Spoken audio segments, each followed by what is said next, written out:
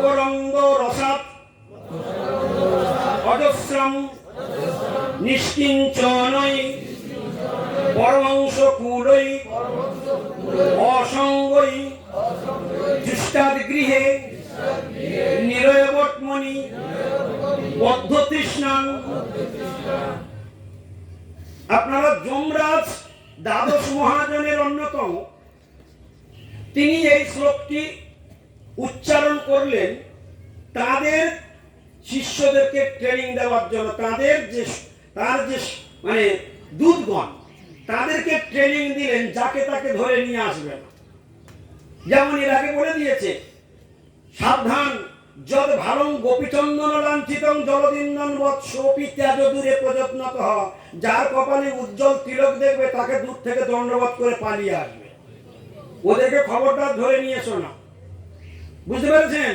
যাদের কপালে উজ্জ্বল তিলক দেখবে তাদেরকে মানে কি বলেছে জানো তো? বলছে যত ভালো গোপীচন্দ্র লাঞ্ছিতং জলদিন্দন। জলদিন্দন মানে কি? উজ্জ্বল, জলজল করছে।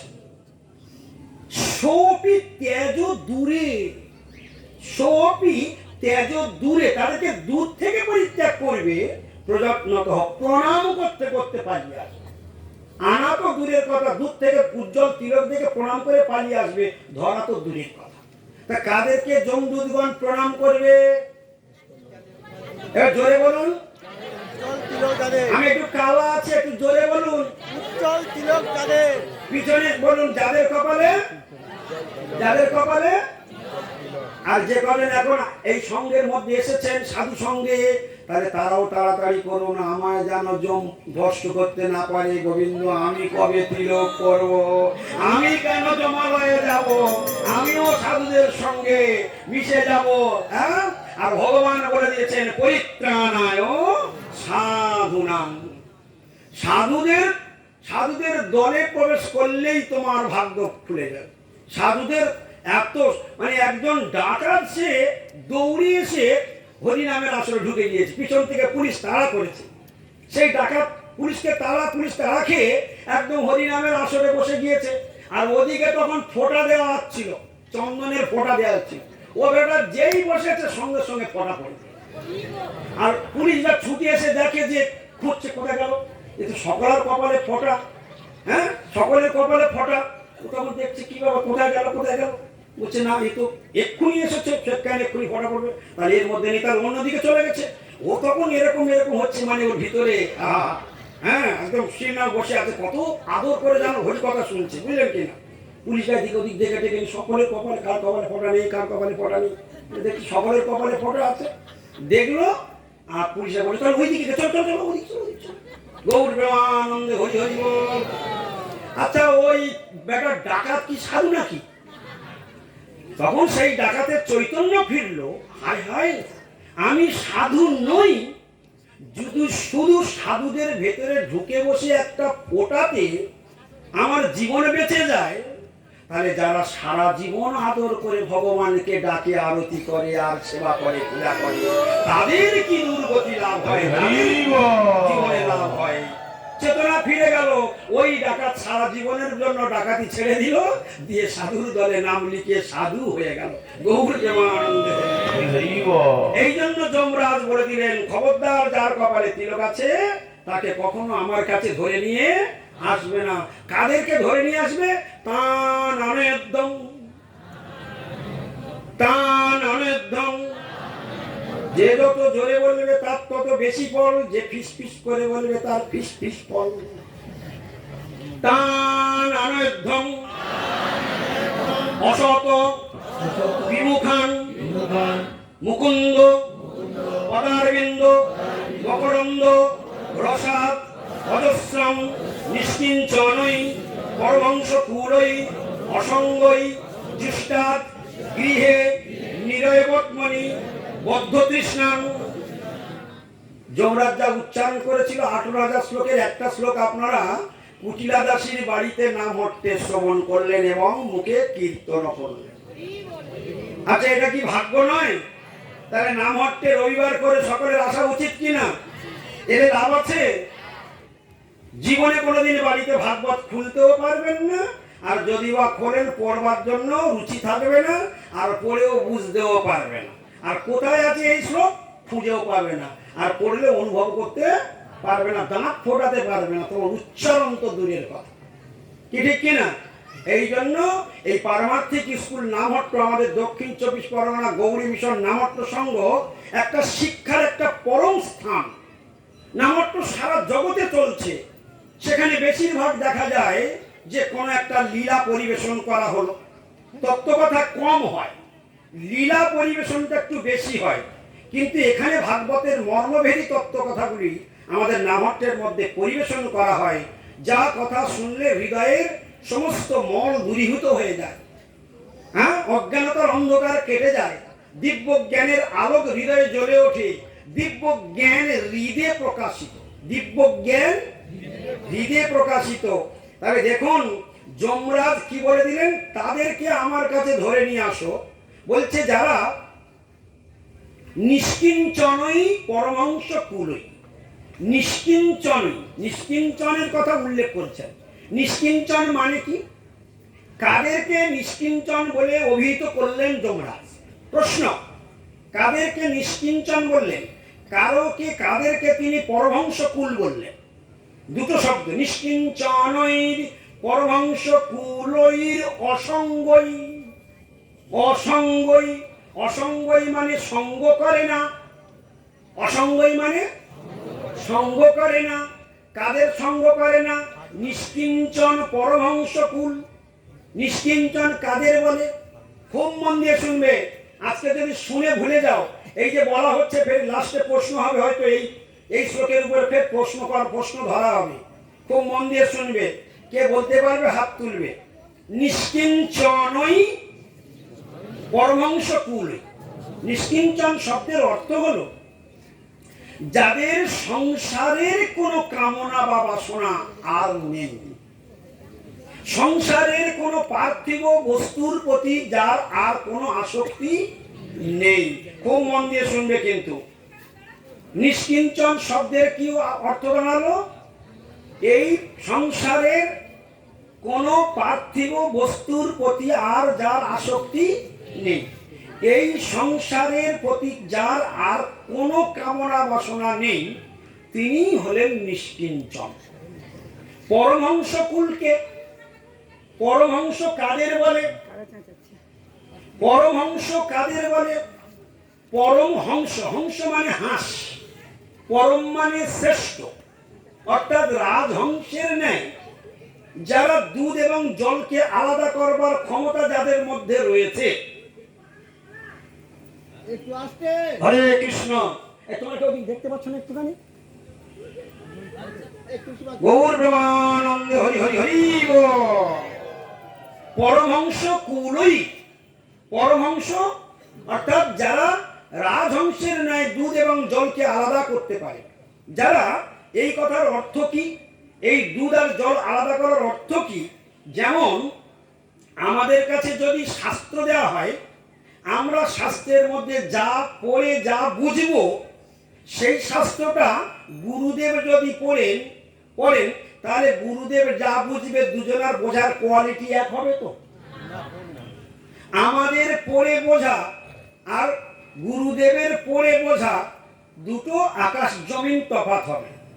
আমরা মল অমল সব ভাঁজাল করে কিছু একটা মনোকল্পিত ভাবে ধরে নেব, আর গুরুদেব কি করবেন?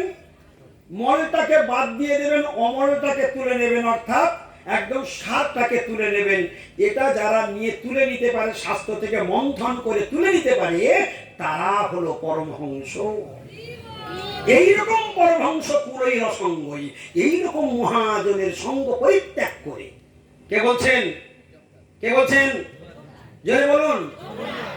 এইরকম মহাজনের সঙ্গ পরিত্যাগ করে, এইরকম নিষ্কিঞ্চন বৈষ্ণবের সঙ্গ পরিত্যাগ করে যারা জুষ্টাদ গৃহে, জুষ্টাদ গৃহে নিরয় বটমণি, তিনটা শব্দ আপনারা সকল উচ্চারণ করবেন।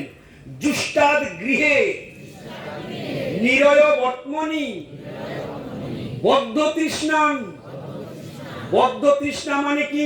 গাঢ় আসক্তি, সংসারে গাঢ় আসক্তি। যাদের, যমরাজের মুখ থেকে বেরোচ্ছে, যাদের সংসারে গাঢ় আসক্তি। আর কি বলছে? নিরয় বর্তমানি, বলুন। অর্থাৎ সংসারটাকে বলছে নরকের দরজা স্বরূপ, নরকের দ্বার স্বরূপ। সেই নরকের দ্বার স্বরূপ, নরকের দরজা স্বরূপ সেই সংসারে বদ্ধ তৃষ্ণা, যাদের তৃষ্ণা গাঢ় হয়ে রয়েছে, ওইখানে মাথা বুঝে পড়ে রয়েছে, ও ছাড়া আর কিছু ভাববার অবকাশ নেই। ওই ধ্যান, ওই জ্ঞান, ওই স্বপ্ন, গাড়ি বাড়ি, টাকা, ছেলে মেয়ে, বউ বাচ্চা, নাতি পুতি, ব্যাংক ব্যালেন্স, ব্যবসা বাণিজ্য, এই দিনরাত পচা নর্দমার দুর্গন্ধ জুস্কাদ গৃহে যারা নিরন্তর লজেন্সের মতো চুষছে, ওই নরকের দ্বার স্বরূপ, ওই নরকের দ্বার স্বরূপ সেইটাকে যারা বদ্ধ তৃষ্ণা যুক্ত হয়ে, বদ্ধ তৃষ্ণান, যারা বদ্ধ তৃষ্ণা আসক্তি যুক্ত হয়ে ওই ধ্যান, ওই জ্ঞান, স্বপ্ন নিয়ে পড়ে রয়েছে, ওই সংসার রূপ দুর্গন্ধময় লজেন্সকে চুষছে দিবারাত্র, তা নামের ধম, তাকে আমার কাছে ধরে নিয়ে চলে, তাদেরকে আমার কাছে ধরে নিয়ে, তা নামের ধম। ওই অসৎ যারা হরি বিমুখ, তাদেরকে আমার কাছে ধরে নিয়ে। কি বলবে আরেক থেকে, কি বলার আছে? এখানে কেন আসা হলো? বদ্ধ তৃষ্ণান, ভেরি ভেরি ইম্পর্টেন্ট শব্দ, সবাই একবার বলবেন, বদ্ধ তৃষ্ণান মানে কি? গাঢ় আসক্তি। বলুন, কোথায় আসক্তি? সংসারে। তিলক আছে, মালা আছে, ঝলা আছে, গুরুর কাছে এসেছি, হরিনাম নিয়েছি, কিন্তু বদ্ধ তৃষ্ণাটা আছে, ওই ধ্যান, ওই জ্ঞান, ওই স্বপ্নটা আছে। তাহলে তার কি দুর্গতি হবে? গৌর প্রেমানন্দে হরি বল। হ্যাঁ, না, জমের কাছে তার যেতে হবে না, পার হতে পারবে না। জমের কাছে যেতেও হবে না। ওই যে কপালে ওই যে স্ট্যাম্প মারা আছে, ওই যে বলেছে দুধ থেকে পরিত্যাগ করবে, ওর বিচার সুপ্রিম কোর্টে হবে। যমরাজের যেটা ডিপার্টমেন্ট, ওটা হচ্ছে ক্রিমিনাল কোর্ট। আর কৃষ্ণ ভক্তদের, তিলকধারীদের বিচার হবে সুপ্রিম কোর্ট। সুপ্রিম কোর্টের জজ সাহেব হলেন বাঁশিওয়ালা, আর ক্রিমিনাল কোর্টের জজ সাহেব হলেন যমরাজ। গৌর প্রেমানন্দে হরি। তাহলে যারা যারা সদাচার করে, সাত্বিক আহার গ্রহণ করে, সদ্গুরুদেবের চরণ আশ্রয় গ্রহণ করে যারা হরি ভজন স্টার্ট করে দিয়েছেন, তারা, তাদের স্থান কোথায় হবে? হ্যাঁ, তাদের, তারা যারা যারা ভুল করবে, তাদের মধ্যে যদি কেউ কেউ ভুল করে, তাদের বিচার কোথায় হবে? ক্রিমিনাল কোর্টে। হ্যাঁ, আচ্ছা, এবার বলো দেখি, যার গরু ধান খেয়েছে তার কাছে যদি বিচার জানানো যায়, বিচারটা কেমন হবে? হেভি বিচার হবে না? যার গরু ধান খেয়েছে তার কাছেই বিচারটা জানাও, বিচারটা কিরকম হবে কৃষ্ণবাবু? হ্যাঁ, ওই বিচারটা লঘু হয়ে যাবে, ওই বিচারটা সূক্ষ্ম বিচার হবে না। ও টেনে কথা বলবেই বলবে। কোন দিকে টেনে কথা বলবে? বলবার সময় বলবে আমি ন্যায্য কথাই বলবো, যা বলিব সত্য বলিব, কিন্তু বলবার সময় ও কোন দিকে যে টেনে কথা বলবে সেটা তোমরা টের পাবে। তো যার গরু ধান খেয়েছে মানে এই যে কৃষ্ণ ভক্তরা, কার গরু? কৃষ্ণের গরু। তা কৃষ্ণের গরু অন্যজনের ধান খেয়েছে, কৃষ্ণকে বিচার জানাচ্ছে। গৌর প্রেমানন্দ হরি বল। গোবিন্দ বলে, কোথায় কি একটু হয়েছিল, বলে ছেড়ে গিয়েছে, কিছু হবে না, ঠিক আছে, ও হয়ে যাবে, ঠিক আছে। গৌর প্রেমানন্দে হরি হরি বল।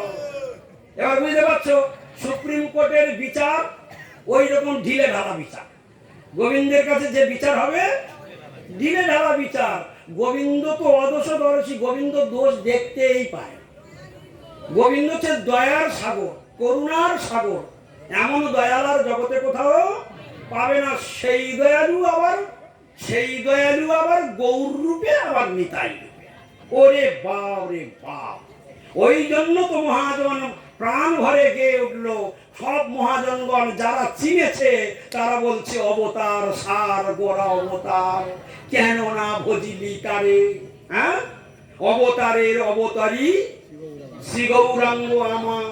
আবার কি বলছে যে গোড়া হেন গোড়া কহু না ভজিয়া মইনু, হ্যাঁ।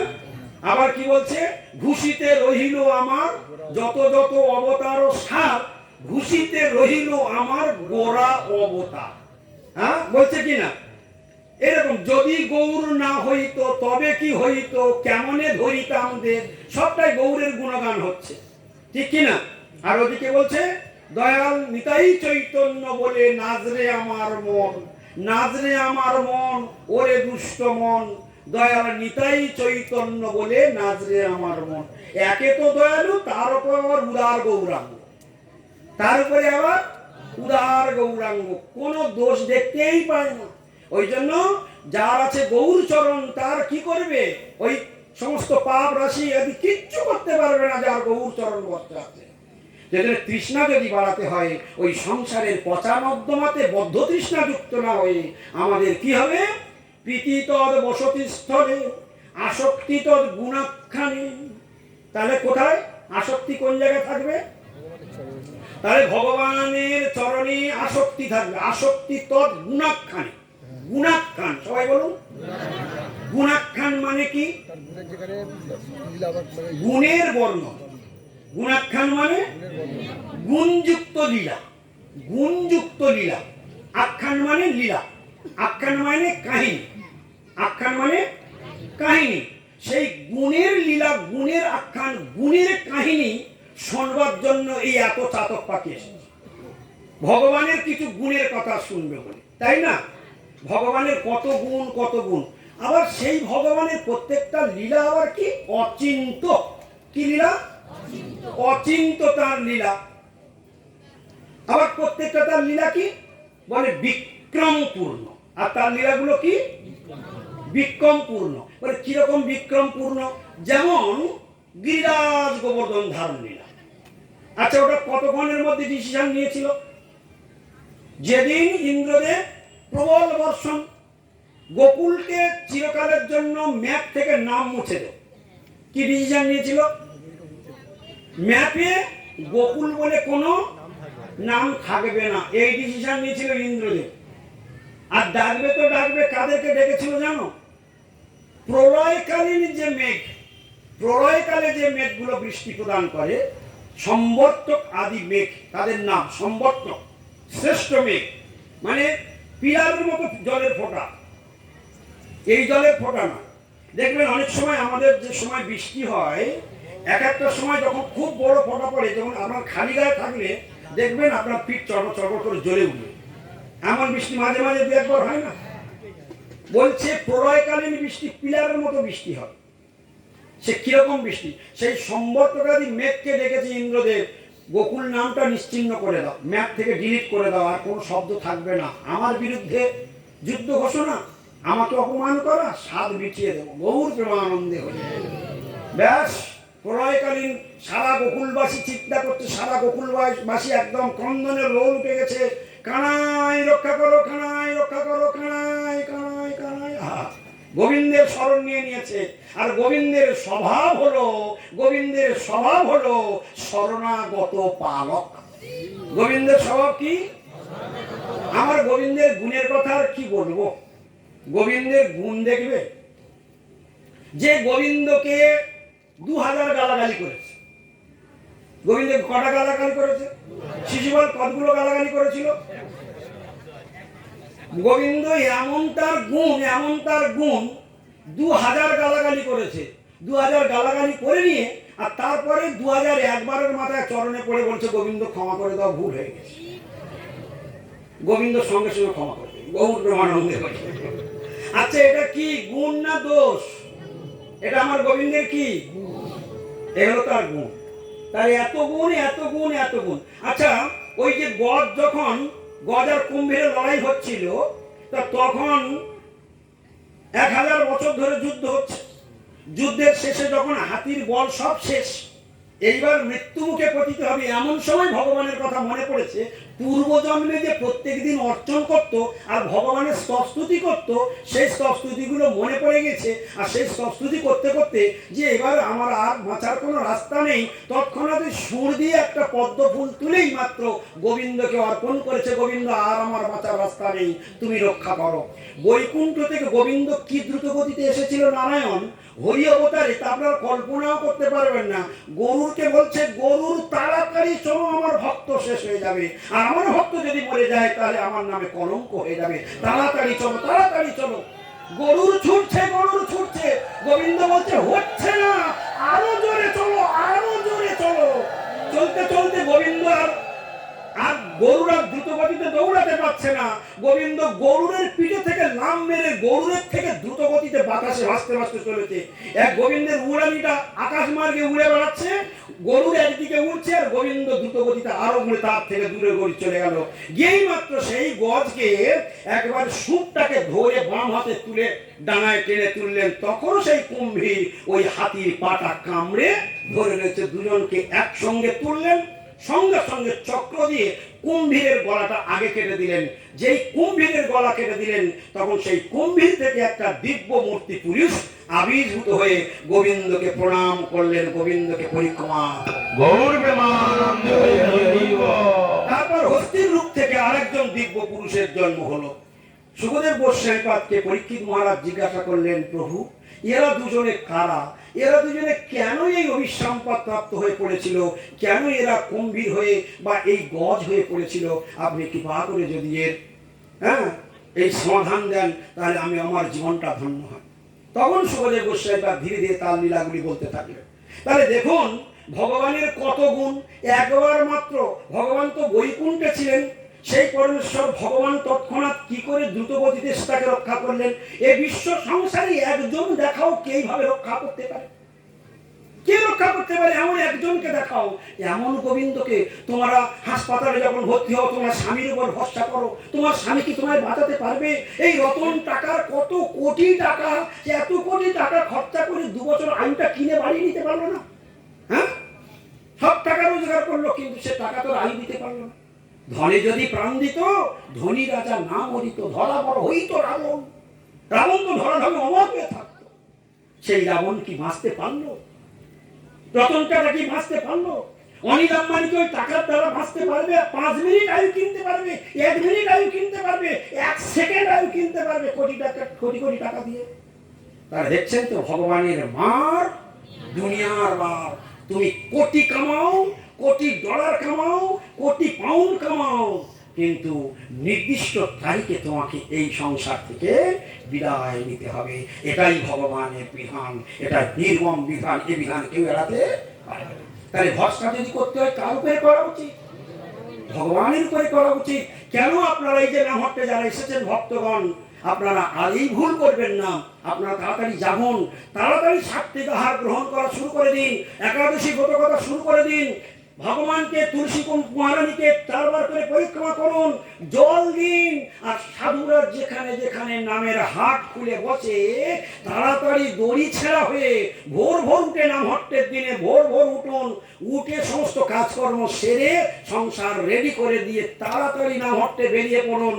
আবার বৈকাল 4টা পর্যন্ত বাসায় ফিরে চলে যান। আপনার জীবনে পরবারের কড়ি সংগ্রহ করে নিন, গোলকে যাওয়ার রাস্তাটা পরিষ্কার।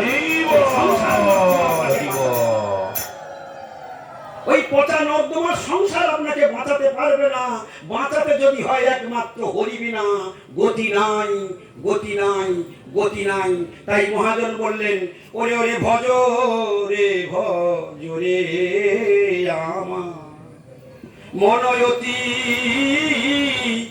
মন্দ। সবাই গাইবে।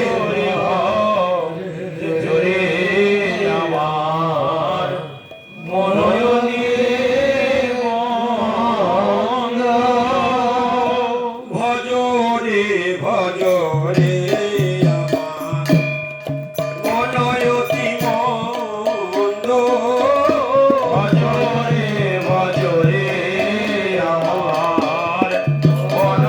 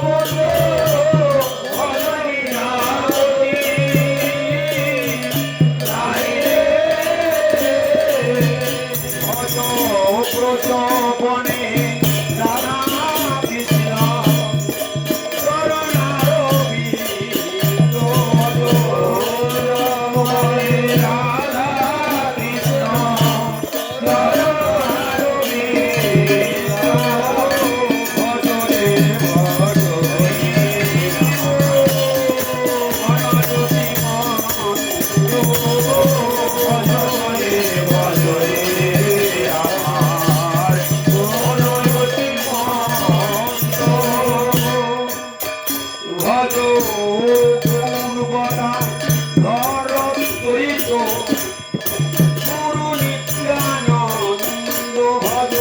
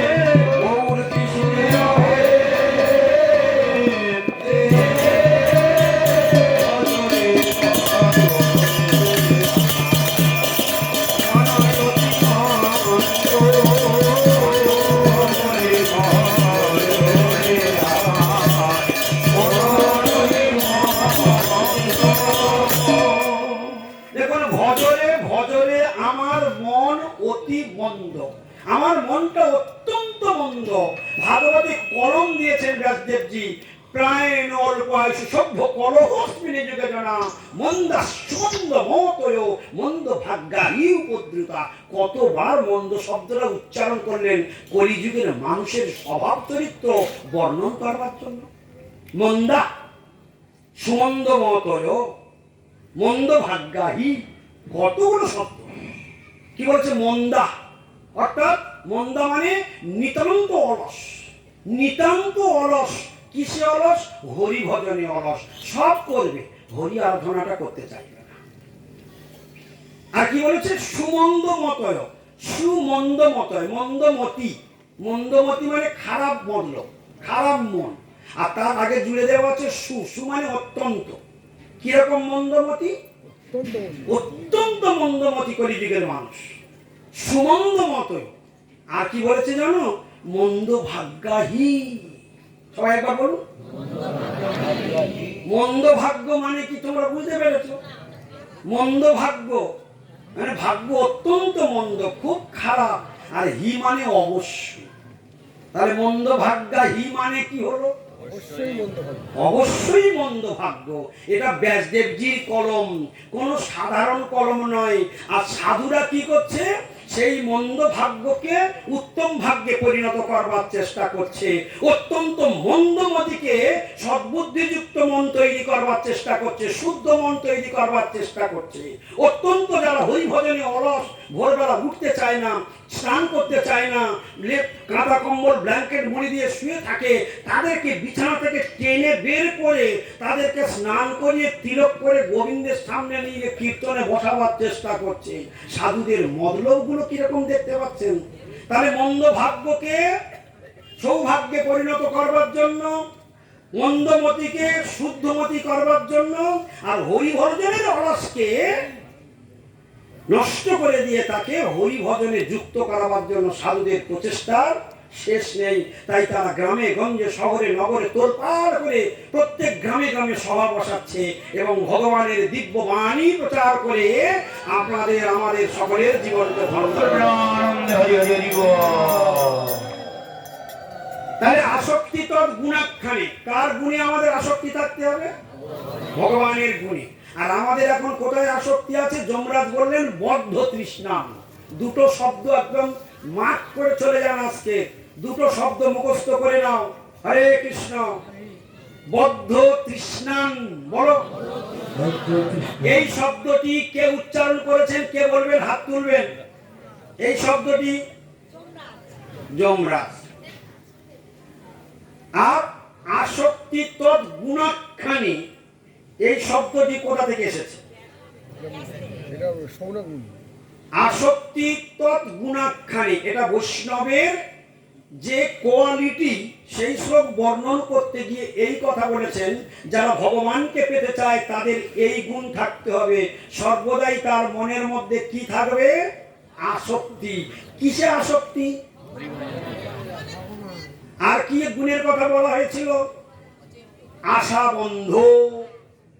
আর কি গুণের কথা বলা হয়েছিল? এটা বৈষ্ণবের গুণ। আশা বন্ধ মানে নিশ্চয়াত। নিশ্চয়াত মানে নিশ্চয় পূর্বক, অর্থাৎ ভগবত প্রাপ্তি আমি করবই করব। হরি ভজনে দৃঢ় বিশ্বাস, দৃঢ় বিশ্বাস, আসক্তি তৎগুণ, আশাবন্ধ। আর একটা সব থেকে বড় জিনিস হলো, সেটা হলো উৎকণ্ঠা। কি সেটা? কি উৎকণ্ঠা। আচ্ছা, উৎকণ্ঠা সেখানে 6 গুণের মধ্যে বলতে গিয়ে, 6টা গুণের মধ্যে বলতে গিয়ে, সেখানে উৎকণ্ঠা শব্দটা কোন শব্দের মধ্যে আছে? উৎসাহ। কি বলা আছে ওখানে? উৎসাহাত, নিশ্চয়াত, ধৈর্যাত, তত্তৎকর্ম। তত্তৎকর্ম একটা নয়, তত্ত্ব সেই সেই তত্তৎকর্ম প্রবর্তনাৎ, সঙ্গ ত্যাগাৎ, শতবৃত্তে। এই সবগুলো হচ্ছে গুণের পরিচয়। তাহলে আসক্তি তৎ গুণাখ্যানে প্রীতি তৎ বসতি স্থলে উৎকণ্ঠা, এই উৎকণ্ঠাটা একটা হরি ভজনের মধ্যে। সবাই একটু আমার দিকে তাকাবেন। এই হরি ভজনের মধ্যে উৎকণ্ঠা শব্দটা একটা ভেরি ভেরি ইম্পর্টেন্ট শব্দ। হরি ভজন যারা করছেন তাদের মধ্যে এই গুণ কবে আসবে? উৎকণ্ঠা। সবাই একবার বলুন, উৎকণ্ঠা মানে কি গো? উৎকণ্ঠা শব্দের যাদের মধ্যে উৎকণ্ঠা আছে, গোবিন্দ তাদেরকে দর্শন দিতে বাধ্য হবেন হবেন হবেন। উৎকণ্ঠা যাদের মধ্যে জন্ম নিয়েছে, যারা হরিভজন করতে করতে পাক্কা হয়ে যাবে, তাদের মধ্যে উৎকণ্ঠা এসে দেখা দেবে। ভালো করে জেনে রাখুন। আর সেই উৎকণ্ঠার একটি শ্লোক বলেই ভাগবত কথার এখানে বিশ্রাম দেব। সেই উৎকণ্ঠার ভাগবতীয় প্রমাণ বলবো এখন, না কেউ এক পর্যন্ত বিশ্রাম করে দেবে? হ্যাঁ, বলবো। সেই উৎকণ্ঠা, তার প্রশ্ন উত্তর আছে। এখানে প্রশ্ন এসে জমা হয়ে গেছে, এখানে অনেকগুলো ঘোষণা এসে গেছে, সেগুলো সব করতে হবে। হরে কৃষ্ণ। ও তাহলে আর আগে বলা যাবে না, তাহলে এটা পরের সিটিং হবে। পরের সিটিং হবে কোনটা হবে বলুন তো? উৎকণ্ঠা থাকলে ভালো করে শুনে নিন। পরের সিটিং এ যদি আমি থাকি, গোবিন্দ যদি আমাকে রাখে, তাহলে অবশ্যই আপনারা শুনতে পাবেন। সেটা কি? উৎকণ্ঠা যদি থাকে, তাহলে কত দ্রুতগতিতে ভগবানকে পাওয়া যায় তার সম্বন্ধে ভাগবতের মধ্যে একজন পরম কৃষ্ণ ভক্ত সেই উৎকণ্ঠা জাত শ্লোক একটি উচ্চারণ করেছেন। সেই শ্লোকটি সেই দিনেই ভাঙবো, আর সেই দিনই আমরা শুনবো। হরে কৃষ্ণ। বা আমি যেদিন থাকবো, যদি এই শ্লোকগুলোর মধ্যে কেউ একজন আমাকে মনে করিয়ে দিতে পারে, আপনি বলেছিলেন প্রভু উৎকণ্ঠা যুক্ত হলে, হ্যাঁ, উৎকণ্ঠা যুক্ত হলে গোবিন্দ প্রাপ্তি কিভাবে হয়, আর সেই উৎকণ্ঠার কি কি উদাহরণ সেই কৃষ্ণ ভক্ত ভাগবতের মধ্যে প্রদান করেছেন, এই উৎকণ্ঠার নমুনা স্বরূপ তিনি 3টি উদাহরণ সেখানে ব্যক্ত করেছেন। সেইটা আমরা সেই দিনে শ্রবণ করব। এখন কার কি প্রশ্ন আছে বলুন? এখানে প্রশ্ন এসেছে, জমা হয়েছে।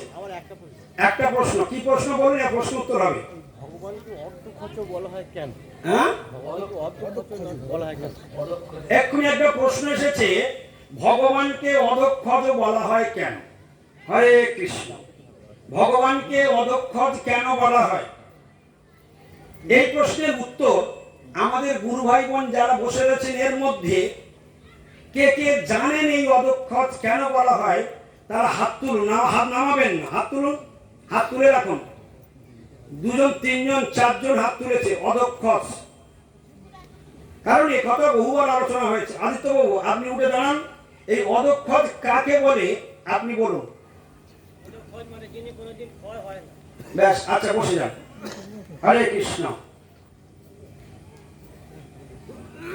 আর 3 জন এখানে, দয়াল হরি, ভবতারণ, আর একজনকে আমাদের মাস্টার। হ্যাঁ, হরিবল হরিবল, রূপানুগ বহু, রূপানুগ, ভবতারণ, দয়াল হরি। এরা একটু শাস্ত্র চর্চা করে, শোনে। দেখো, যারা মন দিয়ে হরিকথা শুনবে তারা কিন্তু ঠিক উত্তর দিতে পারবে। আচ্ছা, এই হরিকথা, এই অধক্ষজ শব্দের ব্যাখ্যা কোনো সময় হয়নি? বহুবার হয়েছে, তবু তুমি মন দিয়ে শোনোনি। অধক্ষজ শব্দ মানে কি বলো ভগবান? ইন্দ্রিয়ের অতীত, আমাদের ইন্দ্রিয় দিয়ে দর্শন করা যায়। ইন্দ্রিয়ের অতীত বস্তুকে অধক্ষজ বলে অভিবাদন করা হয়।